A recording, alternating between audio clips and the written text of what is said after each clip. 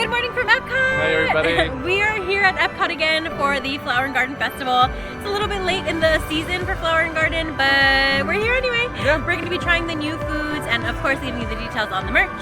So thanks for watching. Let's get into it.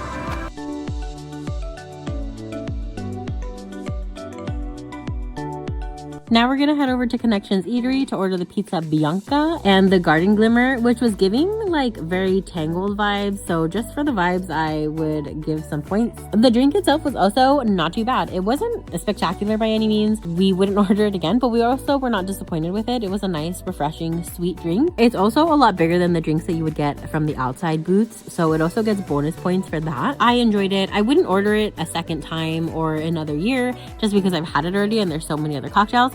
But I can't say anything bad about this drink. So in terms of value for your food here, this is definitely the best bang for your buck because you get 2 slices of pizza and they're very large. David and I had a hard time finishing them. We were not expecting them to be so big. David's not a fan of mushrooms or white sauce on his pizza, so this was definitely more of a me food item. And I really enjoyed it. I thought that the flavor was good. The pizza was good. I had no complaints here. I feel like I would order this again in the future just because it's so filling and you get 2 slices. From Trowel and Trellis, we ordered the Miso Cola Glaze Sticky Ribs. And I'm gonna be honest, it's gonna be really hard to mess up a rib for me. I was a little bit worried that they'd be too spicy because they are garnished with pickled jalapenos, but they were not spicy at all. And the ribs themselves were really good. The sauce was delicious and the ribs were pretty much fall off the bone. So I had no complaints. This is something that I would definitely order again. Now we're gonna head over to the Mexico Pavilion to go to Jardín de Fiestas, where we ordered the chilaquile con carne, which we were super excited to try, but we felt like the just flavor profile in this dish was not there.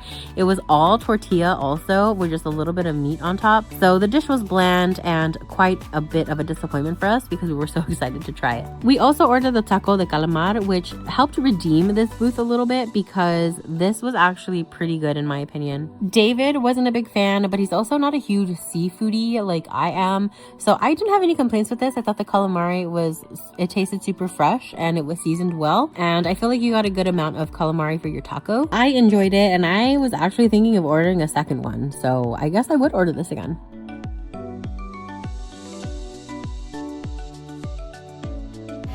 Next to Morocco at La Isla Fresca, we got the ceviche, which was okay. It was more peppers and cucumbers than anything else.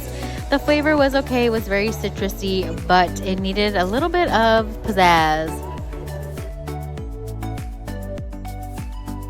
In Morocco, we're gonna go to the Tangerine Cafe. We're gonna try the Moroccan Wrap, which is not new, but it's new for us. We ordered ours with chicken, and for $6.29, this is probably the most value that you're gonna get at the Flower and Garden Festival. The flavors are really nice and fresh, and the size was huge. We were not expecting it to be so big. The chicken was nice and juicy and very nicely seasoned. We would recommend getting this one.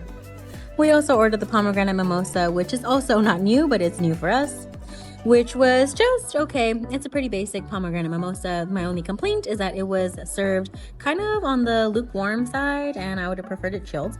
It's not bad, but it's not great. I would not get it again.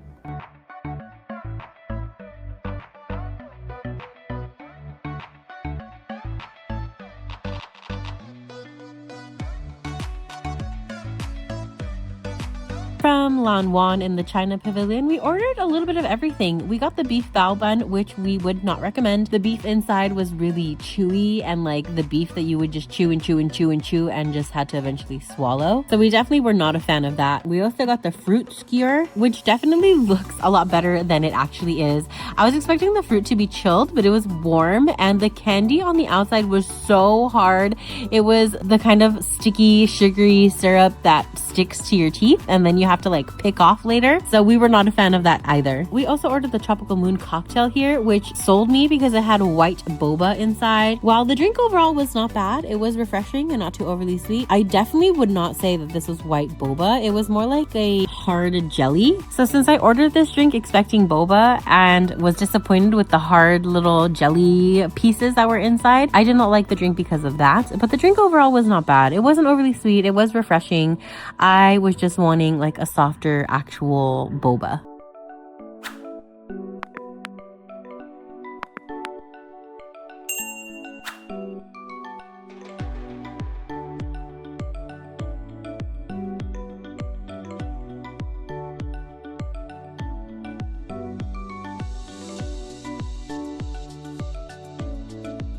Over in the Germany Pavilion from Summerfest, we ordered the German onion cake, which for me tasted like if you got like a really creamy, cheesy onion dip and put it on a flatbread, put it in the oven, and then put some stuff on top. This was so good for me. I enjoyed this so much. It was soft, and David didn't enjoy that. He said it was too mushy. I didn't mind that at all, and the flavors just came together really nicely. This may have been one of my most favorite items I got this year. We also ordered the Blossom Spritz, which I usually really like elderflower liqueur, and I had high expectations for this drink, and it was just okay. I think a problem that I had was that my lime was like really old and bitter, and I think it changed the flavor of the drink. So this drink was just okay. I would not recommend, and I would not get this again.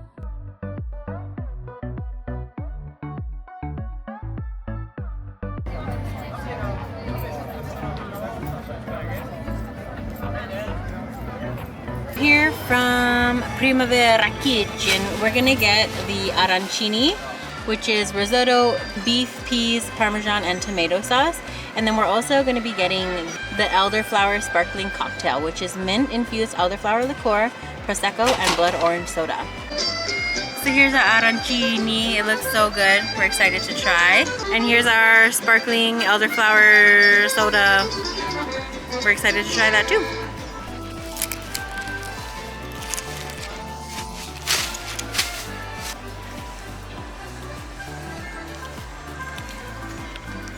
Okay, so now that we've officially devoured our little risotto balls.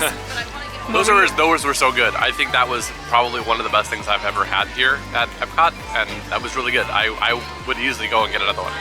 That was how good they were. Same. you definitely have to come and try these because they are really, really good. Same. They were delicious, and my cocktail was really light and refreshing. It was a little sweet, but not overpowering. It was good. Yeah, the cocktail was good too. During all of our visits to Epcot, we always come during festivals, so we never try just the regular food that's offered here. But we've heard so many good things about the pizza here in Italy, so since we're back here, we're gonna try a piece. We ordered the margherita pizza and a limoncello mule, which was a whopping $20. Just keep that in mind. It was disappointment at first bite with us for this pizza, honestly. We had very high expectations and they were not met. The pizza was fine. It's not the best pizza we've had by any means, and far from it. So for as much hype as this pizza get, we had super high expectations, and this pizza is just fine. It's just a regular piece of pizza. I think David and I shared the same reaction when we first saw the size of this drink, which was what?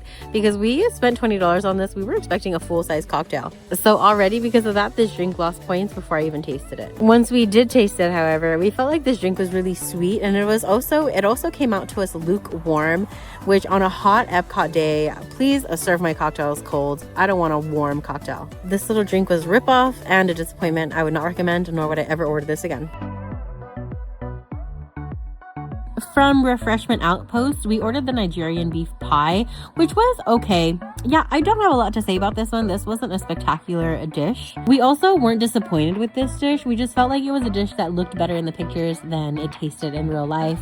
If we saw this on next year's Flower and Garden lineup, we would not order it again.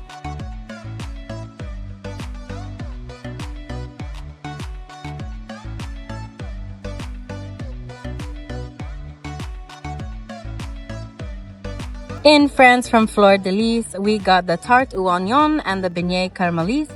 The onion tart was a definite winner here. The caramelized onions and the cheese were so good and savory, and the little flaky pastry crust was a perfect crust.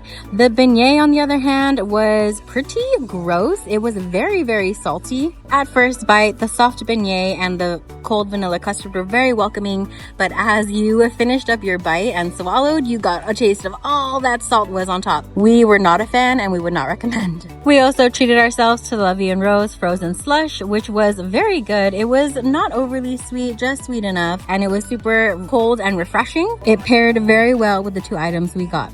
So going back to what I said earlier about us coming to Epcot and never trying the regular food that they have here, we wanted to try this little cafe that they have in the back of France because everybody was coming out with food that smelled and looked so delicious. So we stepped inside and ordered us some stuff. David ordered the jamon fromage on a croissant, which was heavenly, honestly. It was so good. The croissant was nice and buttery, and they warm your sandwich after you order it, so it comes out super gooey and soft and flaky and perfect. We wanted another one. David also ordered the Napoleon cake, which was also lovely. The little crust inside was very flaky, but not soggy. I feel like that's key. The cake was not overly sweet. It was just really good. When we go back, it's going to be hard to not order that again, but they have so many options that we're going to have to try something else. But no complaints here. We would definitely recommend. We definitely enjoyed it. Here, I ordered the soup du jour, which was a lobster bisque, one of my favorite types of bisques. You have the option of ordering it in a bread bowl, which duh, of course I'm going to get it in the bread bowl. At first bite, the soup was really salty. My taste buds did adapt and I was able to enjoy this soup, but it was overly salty. I would not order this again. I also ordered just a regular chocolate croissant, which was okay. It was far from the best chocolate croissant I've ever had. I figured a chocolate croissant was safe, and I did get the safe option. It was just okay. It wasn't anything exceptional. I would not order this again when I go back. And this may be a seasonal item, but I am not sure. So they have a chocolate covered marshmallow bear here, and I definitely had to order that as well. And now we're gonna head inside the creation shop to check out some of the merch they have for Flower and Garden this year. Really so pretty. These are the 2006 Flower and Garden Festival ears. These are lounge flies. Those are really cute. I like that the bow is removable. Oh, that's cool. I like that it's fuzzy. These are $45. They have another lounge fly here. Lounge fly bag for Flower and Garden. Has a little Dole Whip on the side. That's the back. Oh, very cool. And these are $85. And another lounge fly here for Flower and Garden. What is this bee called? What is it? Buzz? Buzz? I think it's Buzz the bee. That's the back of it. This one's $75. They have this lounge fly. I think this is for Flower and Garden. Yeah, see? Flower and Garden Festival, Alice in Wonderland. I really like this bag. That's it's super cute. Yeah. It's interesting. This one is $80.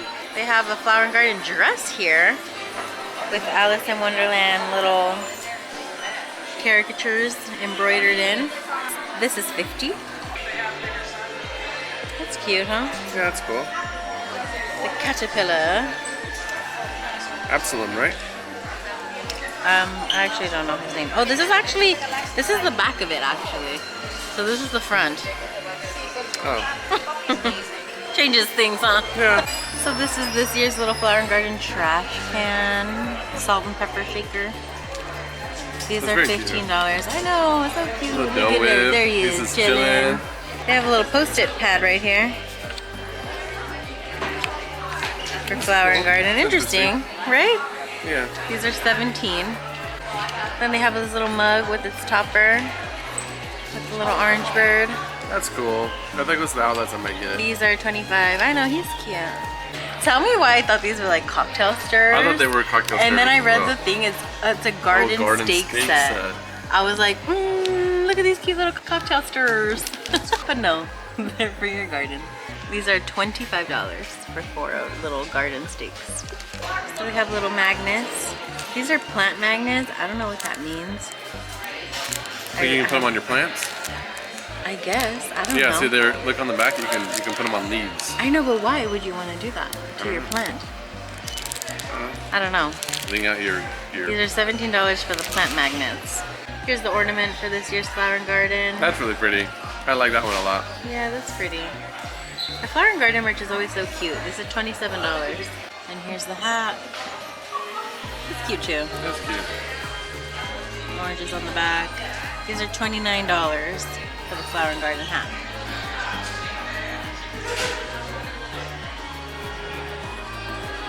They have a little Spike the Bee shoulder plush. These are $28.